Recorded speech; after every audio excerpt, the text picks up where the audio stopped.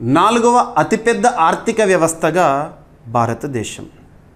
ప్రస్తుతం ప్రపంచంలో ఆర్థిక వ్యవస్థ ఒక్కొక్క దేశానికి ఒక్కొక్క ఆర్థిక వ్యవస్థ ఉంటుంది కదా. అలా ఆర్థిక వ్యవస్థలన్నిటిలో కూడా 4th లార్జెస్ట్ ఎకానమీగా ఇండియన్ ఎకానమీ నిలిచిందంట. ఇది ఎవరు చెప్తున్నారు? ఇటీవల చాలా నివేదికల రూపంలో IMF రిపోర్ట్స్ ఏవైతే ఉంటాయో అందులో గణాంకాల ఆధారంగా మనం చూస్తున్నాము. అండ్ అఫీషియల్గా భారతదేశంలో నీతి ఆయోగ్కి సంబంధించి CEOగా విధులు నిర్వర్తిస్తున్న BVR సుబ్రహ్మణ్యం గారు చెప్పిన మాట. సో ప్రస్తుతం ప్రపంచంలో 4వ అతిపెద్ద ఆర్థిక వ్యవస్థగా మనం భారతదేశాన్ని చూస్తున్నాము.